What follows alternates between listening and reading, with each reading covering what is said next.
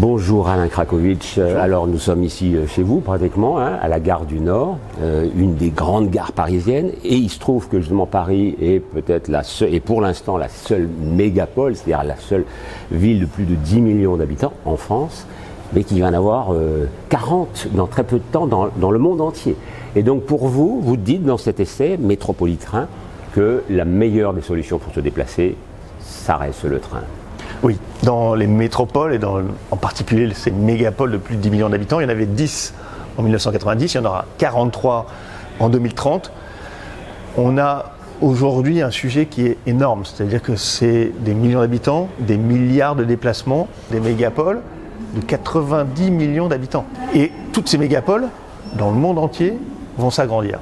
Ma conviction, c'est que la seule manière de gérer la mobilité dans ces mégapoles, c'est le train. Parce que seul le train a la capacité d'acheminer 3000 personnes toutes les 3 minutes, avec la vitesse nécessaire, avec la capacité à gérer des longues distances, avec la capacité à gérer des flux très importants, et puis évidemment avec la dimension écologique que représente le train.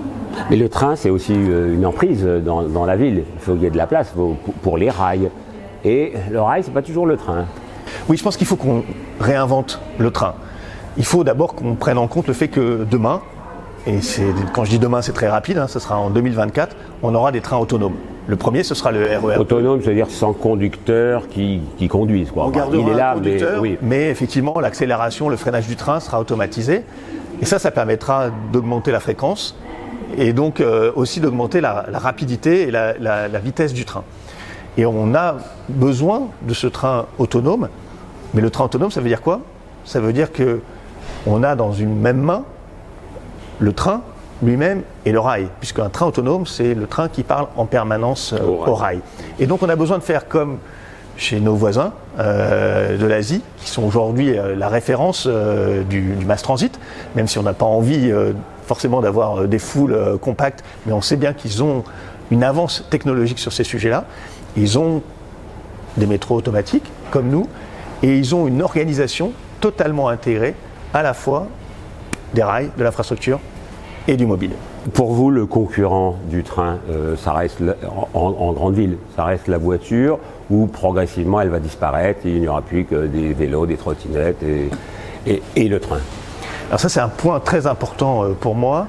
On a eu tendance, un peu trop ces derniers temps, à dire avec la voiture autonome, demain, le transport public, le train, ça ne servira plus à rien puisqu'on pourra gérer l'ensemble des mobilités de ces grandes mégapoles avec le véhicule autonome. Pour moi, ça c'est une erreur.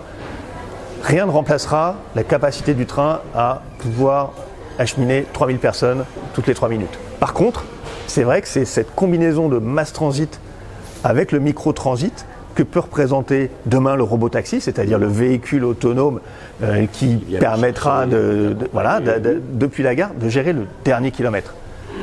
L'intérêt, c'est cette combinaison entre un corridor très important et puis le premier et le dernier kilomètre qui peut être géré par des véhicules autonomes, par des robotaxis demain, mais aussi par toutes les nouvelles mobilités.